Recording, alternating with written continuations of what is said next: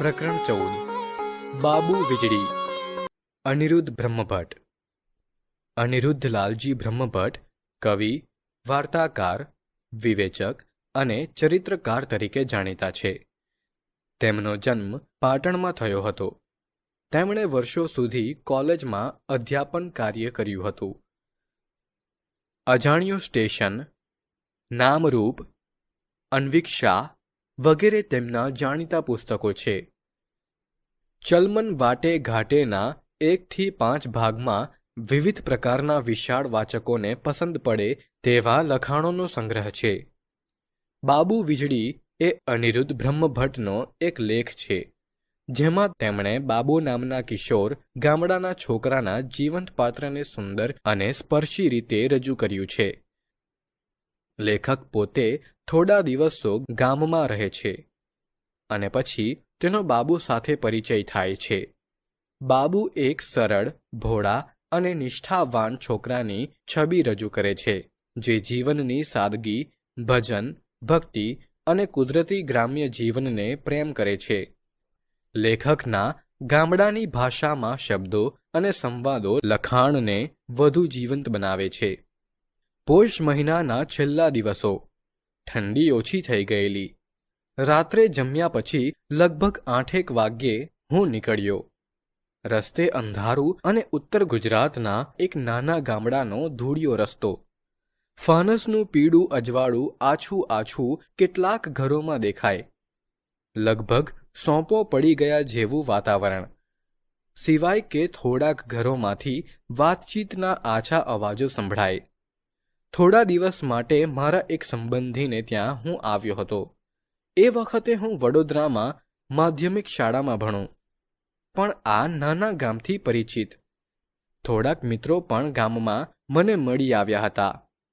રાત્રે જમ્યા પછી થયું કે ચાલ એકાદ મિત્રને પકડું અને થોડેક સુધી આંટો મારું. એક વળાંક વટાવી હું આગળ ચાલ્યો તો એકનું એક વાક્ય મેં અનેક વાર બોલાતું સાંભળ્યું. મિરજાફર નામનો નવાબ હતો. જઈને જોઉં તો બાબુ એની ઓશરીમાં દિવેલના દીવાના ઝાંખા અજવાળામાં ગોદડું ઓઢીને બેઠો બેઠો ધૂણતો હોય એમ ડોલતો ડોલતો ઉપરના વાક્યનો મંત્રજાપ કરે. એ ત્યારે ગુજરાતી 7મા ધોરણમાં ભણે અને વર્નાક્યુલર ફાઇનલની પરીક્ષાની તૈયારી ચાલે. વચ્ચે એણે કેટલાક ધોરણોમાં 2 વર્ષ કાઢ્યા હતા અને છેક 7મા સુધી પહોંચ્યો હતો. ઉંમરમાં અમે બંને લગભગ સરખા. બાબુ પાસે હું ગયો ત્યારે એના ઘરના પગથિયા પાસે ડાબી બાજુએ ભેંસ બાંધેલી અને જમણી બાજુએ 3 કૂતરા બેઠેલા. મને જોયો એટલે ચોપડી ફગાવી દઈ એ ઊભો થઈ ગયો અને મોટેથી બોલ્યો, મિરજાફર નામનો નવાબ હતો.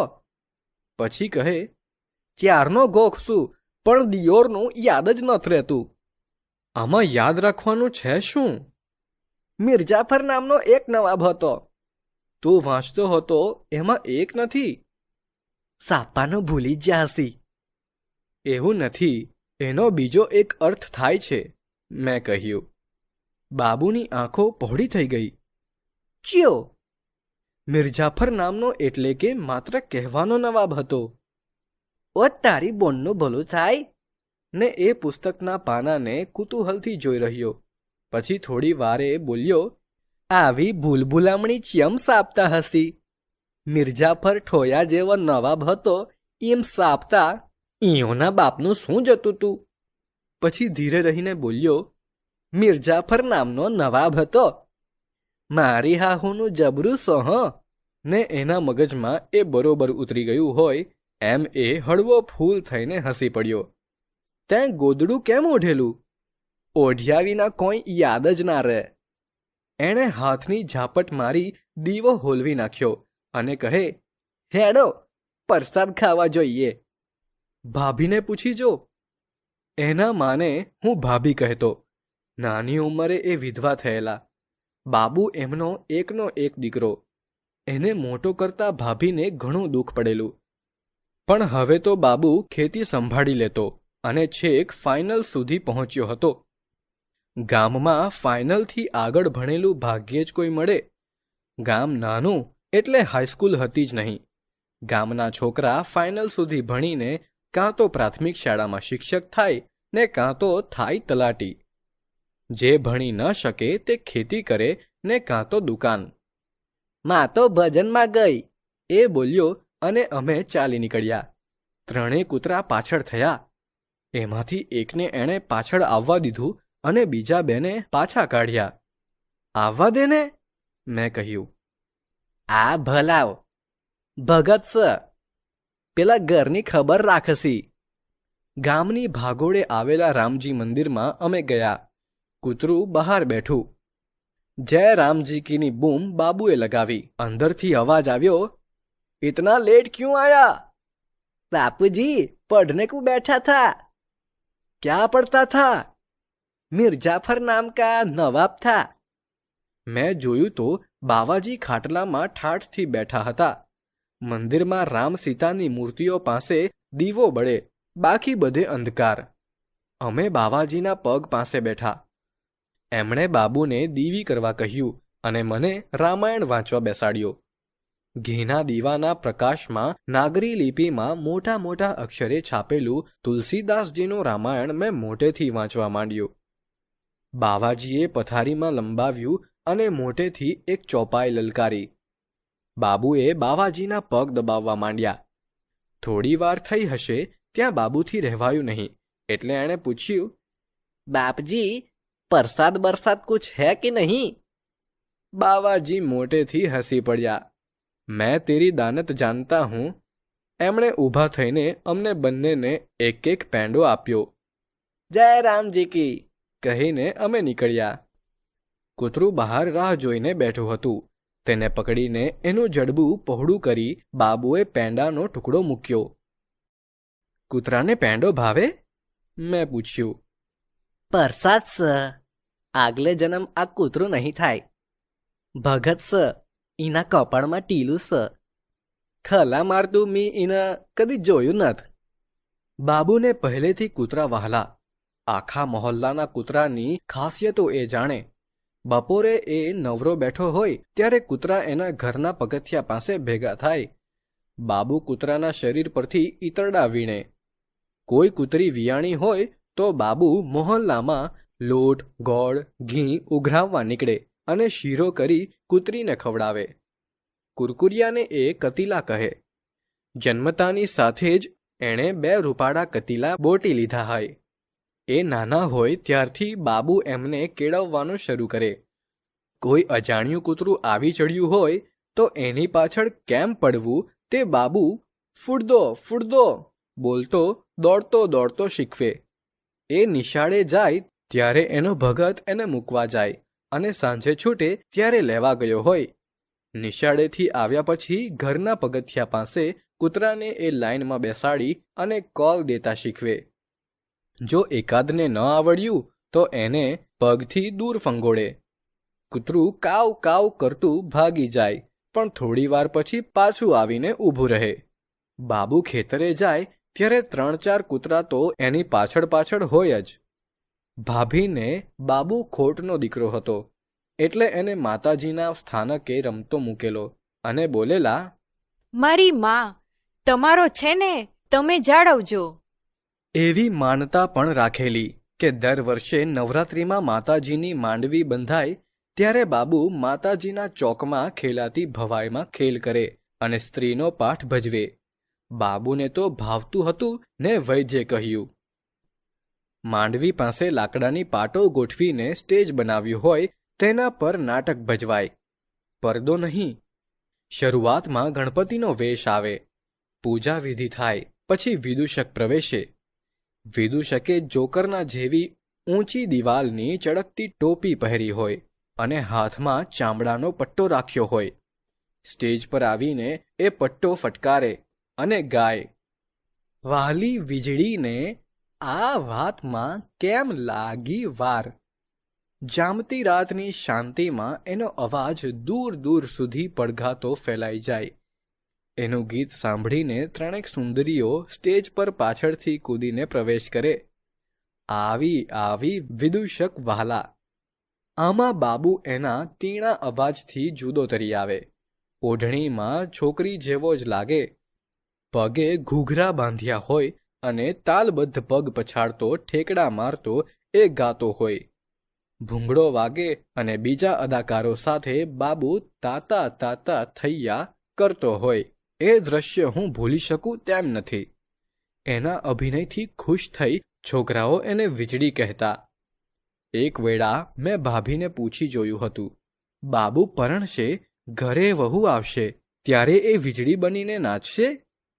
નાચસીસ ત માતાજીનું કરવેઠું સ મી ઈન માતાજી પોહે રમતો મૂચ્યો સ ઈનો બાપે નાચતા. બાબુ માથે વાળ મોટા રાખે અને સ્ત્રીના વેશમાં પટિયા પાડીને હોડે.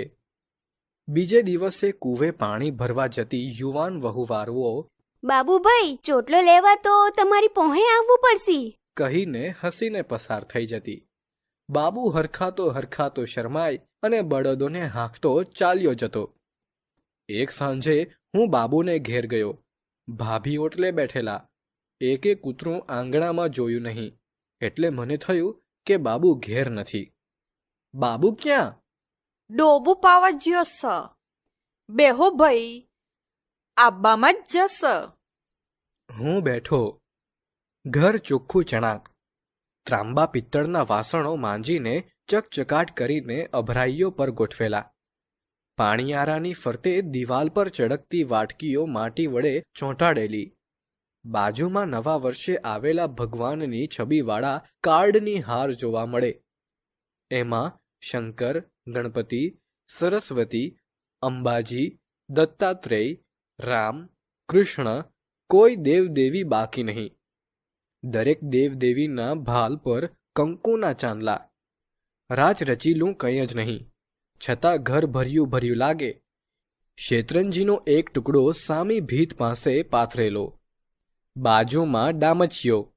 ખૂણામાં ખેતીના થોડા ઓજારો પડેલા. હું અડધો એક કલાક બેઠો, પણ બાબુ ન દેખાયો. થોડી વારે એની ભેંસ દેખાઈ. ભેંસ ખીલે આવીને ઊભી રહી, પણ બાબુના દર્શન ન થયા. ચ્યોંક વાતો કરવા રોકાણો હસી. ભાભી બોલ્યા અને એમણે ભેંસને ખીલે બાંધી. મેં ઊભા થઈને ચાલવા માંડ્યું. મનમાં એમ કે રસ્તે બાબુ મળશે. રસ્તે શંકર મળ્યો. એને મેં પૂછ્યું તો કહે કે બાબુ તો મોટરે લટકીને ગયો, તે રાતે આવશે. હું સમજી ગયો. બાબુને મોટરનું ભારે આકર્ષણ. ગામને પાદર થઈને જતા આવતા ખટારા કે કોઈની જીપ કે કોઈની ગાડીનો અવાજ સાંભળે કે હમકારો થયો કરતો બાબુ દોટ મૂકે. કોઈ રસ્તો પૂછે તો એ તરત બારણું પકડીને પગથિયા પર ઊભો થઈ જાય ને કહે, હેડો બતાડું. ખાડા ટેકરાવાળા ધૂળિયા રસ્તે એ આમ લટકતો ગાઉ બે ગાઉ સુધી જાય અને રસ્તો બતાવી હેકૂટ ખાધાના આનંદ સાથે રાત્રે અંધારામાં ઘેર પાછો આવે. કૂતરા એની પાછળ દોડીને થાકીને અધવચ્ચેથી પાછા વળ્યા હોય. મોટરના પૈંડાની ધૂળમાં પડેલી છાપને એ આંગળીઓ વડે પંપાડી જુએ ત્યારે જ એને ચેન પડે. રાત્રે મોહલ્લાના છોકરાઓને ભેગા કરી મોટર કેમ ચલાવાય તેનો કીમિયો સમજાવે. બાબુ સીધો સાદો છોકરો. એને કશું વ્યસન ન મળે. એની ઉંમરના છોકરાને વ્યસન જ હોય તો એ દૂર ભાગતો ફરે. હા, એને એક વ્યસન હતું, પ્રસાદનું. રામજી મંદિરના બાવાજી પ્રસાદ ન આપે ત્યાં સુધી બાબુ ખસે નહીં. આમ જુએ તો એનું ભણતર જ બાવાજી પાસે થયેલું. રામાયણ, મહાભારત, ભાગવતની કથાઓ એને મોહે, પણ નિશાળમાં એ પાણી બહારનું માછલ્યું. એના એક શિક્ષકે મને કહેલું કે ગણિતનો સહેલો દાખલો હોય પણ આંકડાની જટાજાળ જોઈને એ આખે આખો ધ્રુજવા માંડે. ઇતિહાસની તારીખો અને રાજા નવાબોના નામ એને ગભરાવી મૂકે. ગોદડું ઓઢીને ગરીબડો થઈને એ ગોખવા મંડી પડે, પણ એમાંનું કશુંય એના મગજમાં ન ઉતરે. શત્રુપા, વિકર્ણ, અલર્ક જેવા ભાગવત, મહાભારત, રામાયણના અનેક પાત્રોના નામો અને એમની ઝીણી ઝીણી વિગતો એને ઊંઘમાંથી ઉઠાડીને પૂછો તોય એ કહી આપે. પણ મિર્જાફર એને ઠંડી રાતે પરસેવે રેપઝેપ કરે. બાવાજીનું ઉમંગભેર કામ કરતા અને એમની વાતો સાંભળતા બાબુ ખરેખર ખીલી ઉઠતો. પણ નિશાળમાં ગરીબ ગાય બની જતો. ગામમાં રામલીલા આવી હોય, કોઈ ટોળકી રમવા આવી હોય કે નટનો ખેલ હોય તો બાબુ અચૂક હાજર હોય.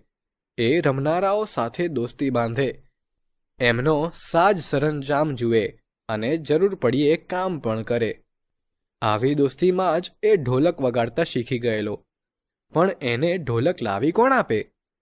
વેકેશનમાં હું ગયો હોઉં તો બાબુ નવરો ધૂપ હોય, ખેતીનું કામ હોય નહીં ને ભણવાનું વેકેશનમાં બંધ. ઘરનું થોડુંક કામ કરે, મંદિરમાં બાવાજી પાસે ગપાટા મારે અને હમકારો સાંભળવા ગામની ભાગોળે હનુમાનની દેરીના ઓટલે બેસે. પણ રાત્રે એ ભજનોની રમઝટ જમાવે.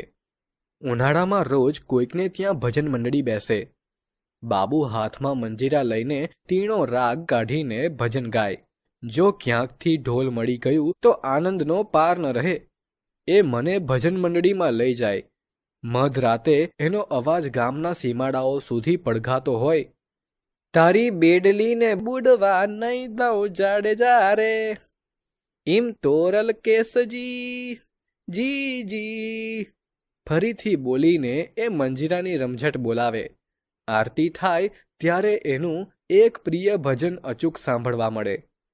તમ જમો ને જમાડું રે જીવન મારા, વાલાજી મારા ઘેબર જલેબીને લાડુ. જમો ને થાય ટાઢું રે જીવન મારા. એક વેળા મને પૂછે, આમાં જલેબીને લાડુ તો સમજ્યો, પણ ઘેબર શું સ? એક મજાની મીઠાઈ, મેં કહેલું. પણ એને સંતોષ નહોતો થયો. બીજી વાર જવાનું થયું ત્યારે વડોદરાથી યાદ કરીને હું ઘેબર લઈ ગયેલો. જોઈને બાબુ કહે, ઓ તારીનું, આ તો ખાધેલું. ક્યાં? મેં પૂછ્યું. પેલો વીહો નહીં, એના લગ્ન ટાણે ખાધેલું ચોખ્ખા ઘીનું. કહીને એ છલાંગ મારતો ઓરડામાં ગયો અને મીઠાઈ પટારામાં મૂકીને મારે માટે સુખડી લઈ આવ્યો. અમે ખાતા બેઠા હતા ત્યાં ભાભી આવ્યા. ભાઈ, આને શીખામણ આલો. ભણતો નથ ને ચ્યોંક ભજન મંડળીની ટોળી ભેગો હેંડ્યો જો તો મારા તો ભોગ લાગશી. તમને મૂકીને ક્યાંય નહીં જાય. ભણસી નહીં ને લખણ હારા નહીં હોય તો કન્યા કોણ દેસી? ભાભીએ ચિંતા વ્યક્ત કરી. કોક તપ કરતી હશે. બાબુ શરમથી લાલ ઘૂમ થઈ ગયો. ઉઠીને ઘરમાંથી ડોલ, દોરડું અને કપડાં લઈને આવ્યો. મને કહે, હેડો કુરવા આબુ સ? કેમ? કપડાં ધોકાવવાના સ. તને કૂએ મૂકીને હું આગળ ચાલ્યો જઈશ, મેં કહ્યું. અમે ચાલ્યા. એની પાછળ કૂતરા તો હોય જ. બજાર વીંધીને જવાનું. એ એક દોકાને થોભ્યો. પછી દોડતો મારી સાથે થઈ ગયો. ગાતો હતો, ઓઘડ સંગજી રે તમુને એક આનો આલ્યો. આ શું ગાય છે? ઓઘડ સંગજી. એણે ચડ્ડીના ખિસ્સામાંથી કાઢીને એક ગોળ મટોળ સાબુની ગોટી બતાવી. કઠણ પથ્થર જેવો સાબુ, ઉપર અક્ષરો ઉપસાવેલા, ઓઘડ સંગજી. એ ગોટી એ એક આનામાં ખરીદી લાવ્યો હતો. એનું પણ એ ગીત ગાય. સ્વભાવે આનંદી. સવારે એના બા ખેતર ગયા હોય અને એ વાસણ માંજતો હોય ત્યારે પણ ગીત ગાતો હોય. ગાતું પંખી જ જોઈ લ્યો. કૂવા પર કન્યાઓ અને વહુવારુઓ પાણી ભરે. બાબુ જેવા થોડાક છોકરાએ ખરા. કૂવાથી થોડે દૂર પડેલા પથ્થરો પર લોક કપડાં ધુએ. બાબુ પહોંચ્યો એની સાથે જ અવાજો સંભળાયા. બાબ, આટલો ઘડો ભરી આલો ભઈ. ને ભઈ કૂવામાંથી ડોલ ખેંચી ખેંચીને સૌને પાણી ભરી આપે. પાછા ફરતા મેં જોયું તો બાબુ માથે, શરીરે ઓઘડ સંગજી ઘસીને નહાય. કપડાં ધોવાઈ ગયેલા. નહાતા નહાતા ગાતો હતો, હીર તારા હજાર નામ, ચિયા નામે લખવી કંકોતરી. એક ચડ્ડી પહેરીને ઓઘાડા શરીર પર ખભે ધોયેલા કપડાં મૂકીને હાથમાં ડોલ દોરડું ઝુલાવતો એ ઘરે આવે. ડોલ પાણીથી ભરેલી હોય. પાછળ 3-4 કૂતરા આવતા હોય. તને આ કૂતરાનો કંટાળો નથી આવતો? ધર્મરાજાને કૂતરું વહાલું હતું, એ કહેતો. પણ તું તો એક નહીં, આખું સૈન્ય રાખે છે. તે રાખું જ તો. એકલ દોકલ હોય તો કૂતરા ફાડી ખાય. આ 4 તેની હોમે એક કૂતરું આવસ. એમાં જો કોઈ છોકરાએ આવીને ચાડી ખાધી કે ફલાણું કૂતરું ખિસકોલી પકડીને ખાતું તું તો કૂતરાનું આવી બન્યું જ સમજવું. બાબુ બેઠો હોય ત્યાંથી ઊભો થાય, કૂતરું શોધી કાઢે, એનું જડબું એક હાથે પકડીને બીજા હાથે ફટકારે. એ બોલતો હોય, ખિસકોલી તો રોમને વહાલી હતી. તુને રોમની આંગળીઓના ચટાપટા નથ દેખાતા? હું એને કહું કે કૂતરાને એની સમજ ન પડે, પણ એ માને નહીં. મારે વડોદરા જવાનું હોય ત્યારે એ સ્ટેશને અચૂક મૂકવા આવે. દૂરથી ગાડીના ધુમાડાનું ચોગું દેખાય ને એ કોઈ લશ્કરમાં સૈનિકને કૂચ કરવાની હોય એમ બધું બળ એકઠું કરીને તૈયાર થઈ જાય. ગાડી ઊભી ન રહી હોય ત્યાં તો એ સળીઓ પકડીને ચડી જાય. ઉતરનારને ઉતરવા ન દે. ભાઈ હેંડો હેંડો ની બૂમો મારે. ધક્કામુક્કી કરતો એ જગ્યા બોટી લે. હું પહોંચું એટલે એ ડબ્બાની બારીમાંથી ઠેકડો મારીને નીચે ઉતરે. નાનું સ્ટેશન એટલે ગાડી આવી એવી તરત જ ઉપડે. યા વહેલા વહેલા પાસા આવજા ની એ બોમ મારે. જોઉં તો એનું મોં પડી ગયું હોય. ચાલતી ગાડીએ બારીમાંથી હું જોઉં તો એ ધીમા ડગલા ભરતો જતો હોય અને પાછળ એવી જ ધીમી ગતિએ ચાલતા હોય કૂતરા. બાબુ વીજળી માં લેખક બાબુ નામના ગામડાના છોકરા વિશે વાત કરે છે. બાબુ એક ભોળો, સરળ અને નિષ્ઠાવાન છોકરો છે જે ગામમાં રહે છે અને ખેતીની સાથે સાથે પોતાનો અભ્યાસ પણ ચાલુ રાખે છે. જોકે તે અભ્યાસમાં ખાસ સારો નથી, પરંતુ તેને ભજન ગાવાનું, રામાયણ મહાભારત સાંભળવાનું, નાટકોમાં અભિનય કરવાનું અને કૂતરા રાખવાનું ખૂબ ગમે છે. જ્યારે પણ ગામમાં કોઈ રમત હોય કે રામલીલા હોય ત્યારે તે હંમેશા હાજર રહે છે. તેના હાથમાં મંજીરા હોય કે ઢોલક, તે ભક્તિભાવથી ભજન ગાય છે. લોકો તેને વીજળી કહેતા હતા, કારણ કે સ્ત્રીના વેશમાં તે ભવાઈમાં એટલી શક્તિશાળી રીતે અભિનય કરે છે કે જાણે તે વીજળી બની ગયો હોય. લેખક તેના જીવનની નાની ઘટનાઓમાંથી તેના ભોળા રીતભાત, ગામડાની સંસ્કૃતિ અને લાગણીઓને ખૂબ જ ભાવનાત્મક રીતે રજૂ કરે છે.